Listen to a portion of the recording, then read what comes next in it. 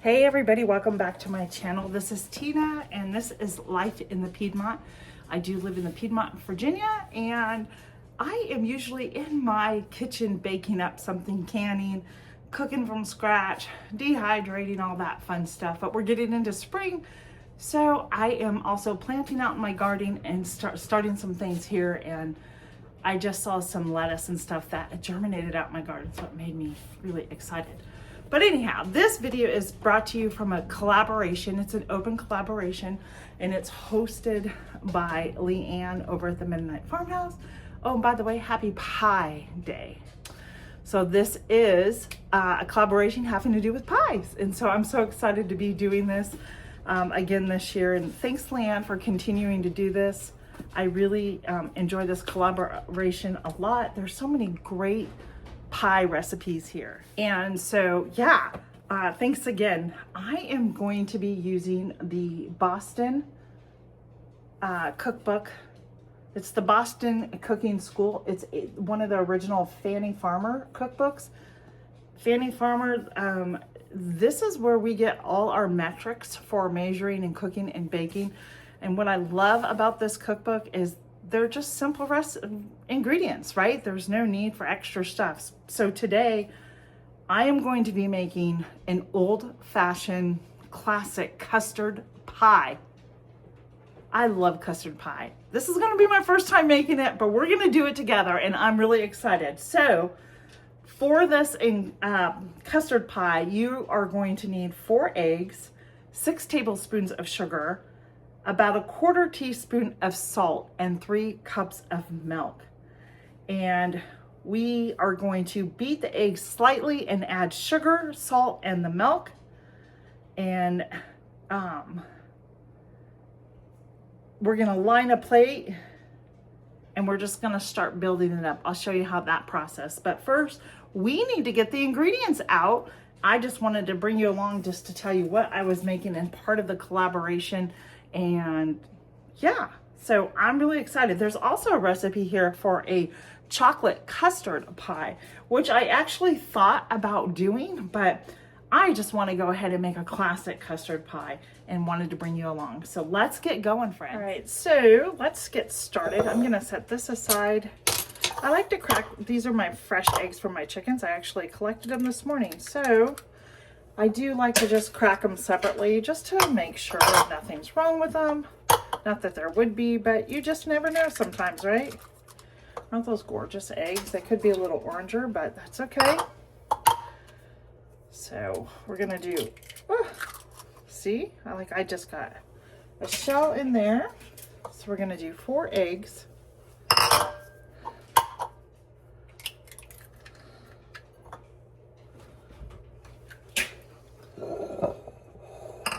And then what we're going to do next is I'm going to start beating these up just ever so slightly.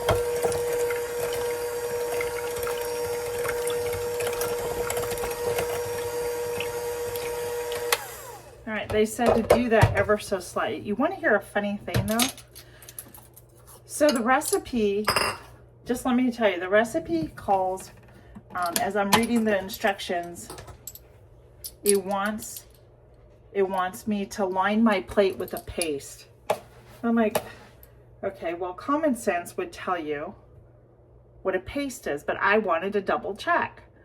But I just find it interesting, the terms that they used back in the days was paste, and it's basically a pie crust, a shell. You're gonna line it with either a homemade pie crust or a store-bought one. That's all that is. So there's 1, 2, 3, 4, 5, yes, 6 tablespoons. There's 6. And then we are going to do about a 1/4 teaspoon of salt they called for.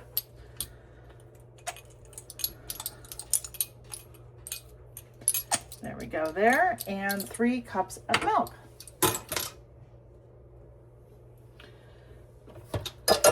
And I'm going to start beating slightly as I add the milk.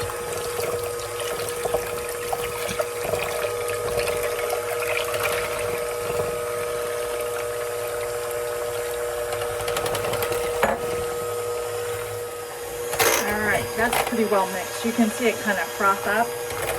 The directions do not tell me to, it just says to beat together.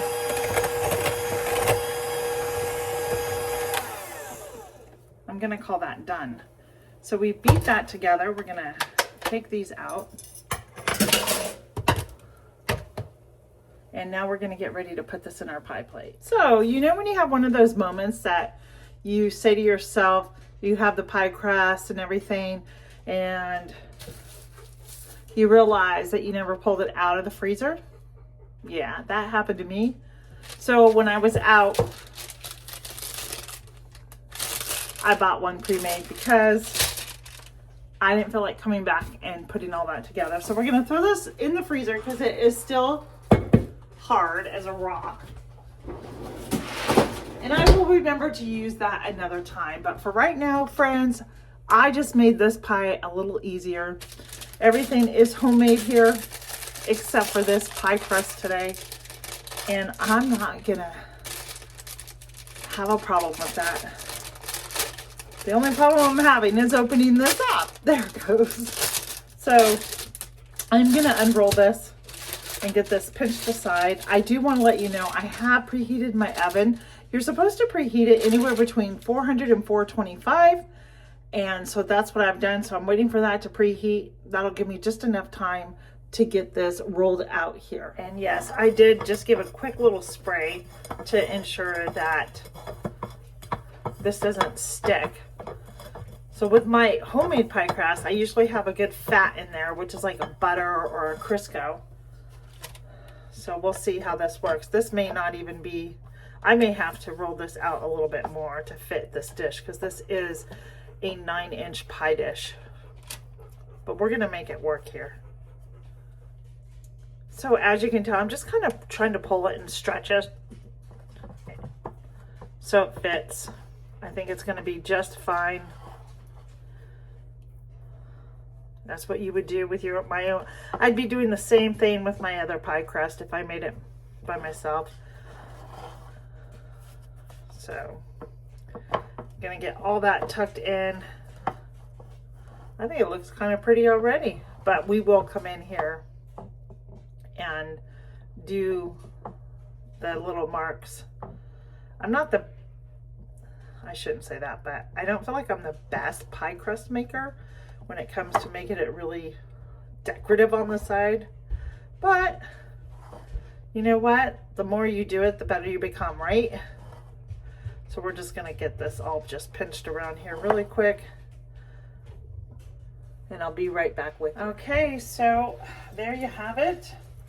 Now I'm gonna come in here.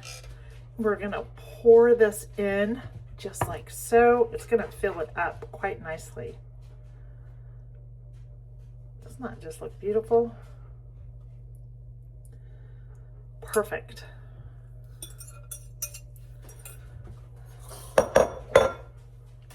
And then the recipe tells me I am going to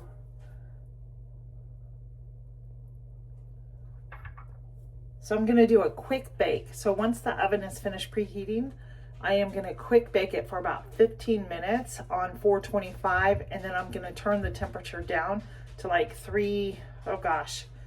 maybe 325 for 45 minutes until the edges are brown. But I am now just taking some nutmeg and we're just going to sprinkle it on top. You don't need a lot.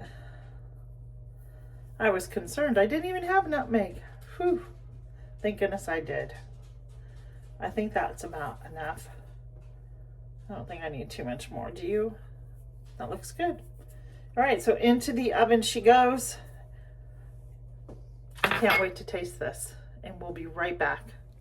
So once it bakes anywhere between 10 to 15 minutes on 425, between 4 and 425, you're going to set a timer for about 10 to 15 minutes.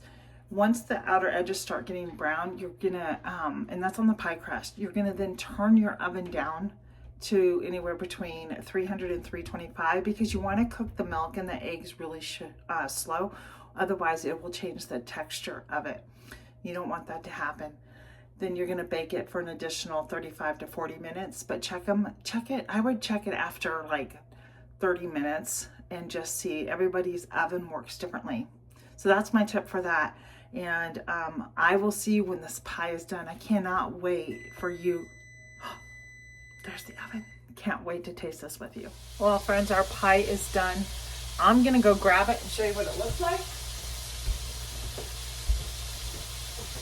Well, I'm wrong. It's not done. I'm gonna leave it sit in there for a couple more minutes. I'm gonna go back and set my timer for at least another 3 minutes, and I'll bring you back. All right, friends, the pie is done. I want to show you something really quick. Let me get you down here, see if you can see that. See the center? Do you see how it jiggles like jello? That's what you're gonna want, and you'll know it's done. The pie crust actually kind of sunk down into here. I'm not worried about it. So now we're gonna let it cool, and I'm gonna let this cool out here first, and then I'm gonna stick it probably in my freezer to get it really cold super fast for the video so we can taste this together. All right, friends, the pie is going to be as done as possible. Please excuse my dog. It's been chilling for a while, but I really need to get this video finished. And we are gonna slice it together.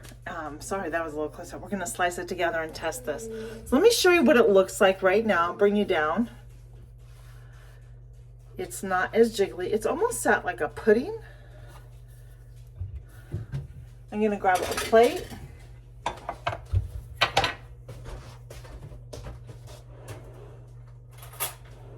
And I've got my fork. And let's get into this and see what it looks like. The bottom is still a little warm.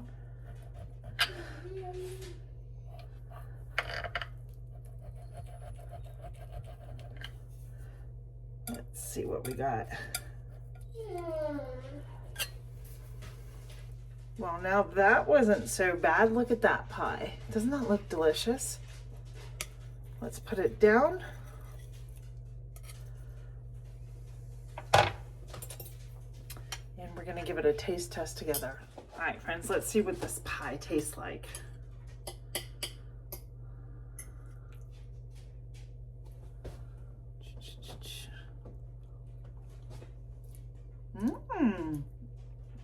It's actually really good. Needs to be colder. I love the nutmeg on the top. It's very creamy. And just perfect. Perfect spring pie. Anyhow, there's my video, and there's my pie for Pie Day. I do hope you enjoyed this. Please make sure you check out the playlist. Leanne over at the Mennonite Farmhouse has a playlist. Go check out the other collaborators. Remember, this is an open collaboration, so please make sure that if you want, just join in. Let's make some pies from spring until Easter. And we'll see you on the next video, friends. Bye.